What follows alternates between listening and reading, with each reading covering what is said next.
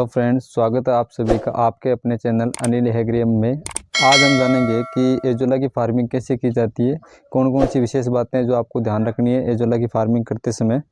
तो सबसे पहले तो आप जो देख रहे हो ये है एजोला की पिन्नाटा ये वैरायटी है। तो आपको सबसे पहले क्या करना है, स्थान का चुनाव करना है। उसके अंदर आपको क्या करना है, एक बात का विशेष ध्यान रखना है कि जहाँ पे प्रॉपर धूप या सनलाइट जो आ रही है उसी स्थान को आपको चुनना है एजोला की फार्मिंग के लिए। तो सबसे पहले आप क्या करेंगे कि उसके लिए एक विशेष प्रकार की क्यारी बनती है जिसका स्टैंडर्ड साइज होता है कि 20 फीट तो वो लंबी हो और 3 फीट उसकी चौड़ाई हो। ये करने के बाद आपको क्या करना है, उसके अंदर लगभग 1 इंच लेयर जो नीचे की है उपजाऊ मिट्टी की बिछानी है। बिछाने के बाद में आपको क्या करना है, 10 किलोग्राम गोबर और 20 ग्राम आपको SSP लेके उसका घोल बनाना है।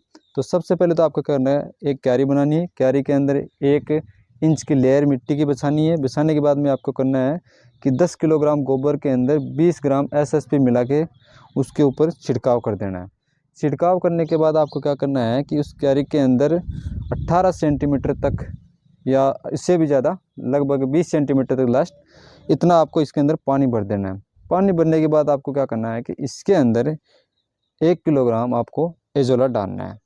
इसका विशेष ध्यान रखना है कि एजोला डालने से पहले आपको ध्यान रखना है कि कभी कभार मिट्टी के अंदर कंकड़ पत्थर या और भी कोई इम्प्योरिटीज़ होती है तो उनको क्या हटाना ज़रूरी होता है।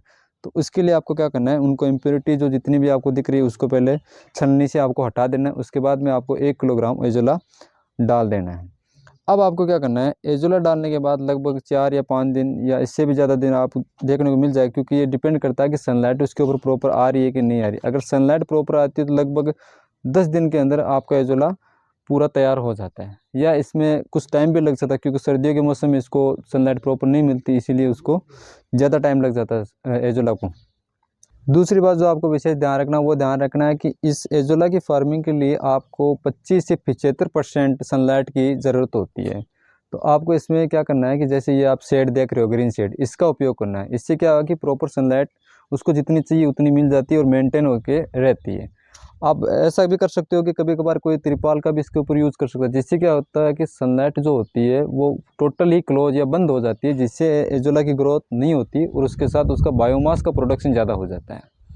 दूसरी बात ये भी हो सकता है कि कभी कभार ओपन में अगर आप इसको एजोला की फार्मिंग करते हो तो उस टाइम ये होता है कि ये जो आपको ग्रीन कलर के दिखाई दे रहे हैं वो पूरा येलो कलर हो जाता है। इसके अंदर जो क्लोरोफिल है उसका पूरा लॉस हो जाता है और उसका प्रोडक्शन नहीं होता है। तो इसीलिए विशेष ये ध्यान रखना है कि जो आपने इसका नेट का यूज़ किया है उसके अंदर प्रॉपर 75 से 75% तक सनलाइट आ रही है कि नहीं आ रही, इसका एक विशेष ध्यान रखना है।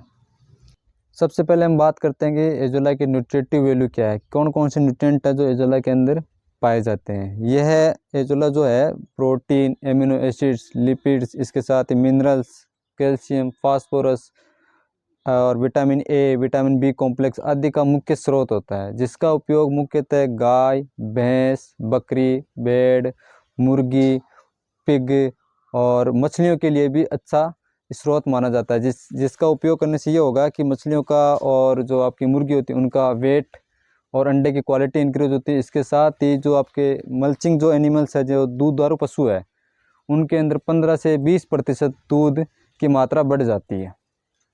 इसके साथ ही इसका उपयोग राइस की फील्ड में भी किया जाता है, जो चावल की खेती होती है उसके अंदर किया जाता है। जिससे क्या होता है कि ये जो एटमॉस्फेयर में जो वातावरण में जो नाइट्रोजन पाई जाती है उसका फिक्सेशन करने का कार्य करती है, जिसके कारण क्या होता है कि जो राइस का जो फील्ड होता है उसके अंदर 25 से 30 किलोग्राम आपको नाइट्रोजन की मात्रा कम देनी पड़ती है। इसीलिए आप मान के चलो कि इससे उर्वरक खपत भी कम होती है।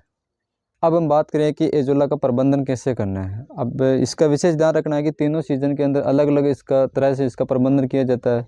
सबसे पहले हम बात करेंगे शरद ऋतु में या विंटर सीजन में इसका मैनेजमेंट कैसे करना है।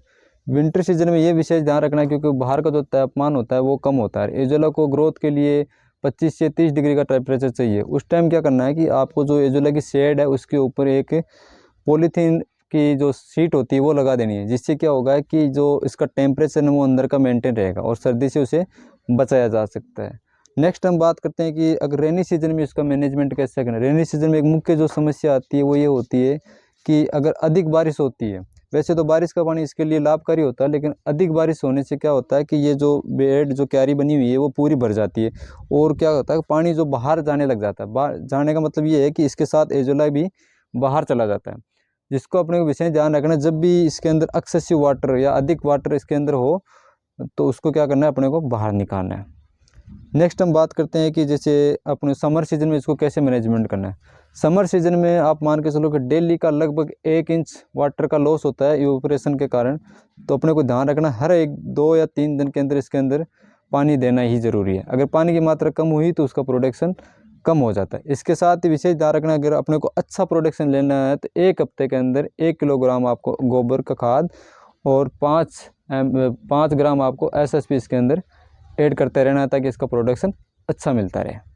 नेक्स्ट ये ध्यान रखना है कि जब भी आप इसका एजोला की जो फार्मिंग करते हो तो उसको लगभग 2 या 2.5 महीने या 3 महीने के बीच में जब भी आपको लगे कि ये जो नीचे की जो उपजाऊ मिट्टी है वो डिकम्पोज होती जा रही है, तो आपको क्या करना है, इसका पानी और जो नीचे की मिट्टी और जो आपने गोबर डाला सारा को रिप्लेस करके उसकी नई यूनिट हर 3 महीने के अंदर आपको लगा देनी चाहिए, ताकि आपको प्रॉपर इसका प्रोडक्शन पूरे साल भर मिलता रहे।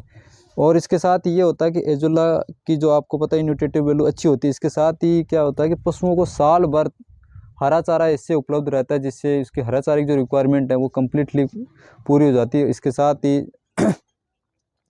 जो हरा चारा अपन देते हैं उसकी अलग अलग रिक्वायरमेंट होती है, इसलिए ये विशेष ध्यान रखने की जो क्वांटिटी अपने को चाहिए उतनी ही इसका यूज़ करना है। इसके उपयोग करने से ये होता है कि आपको डेली का 1 रुपये से भी कम में आपको हरा चारा उपलब्ध हो जाता है पशुओं के लिए, वो भी न्यूट्रिटिव, जिससे ये होता है कि पशुओं की जो लागत आती है खाने के फीडिंग के अंदर वो अपने आप ही कम हो जाती है।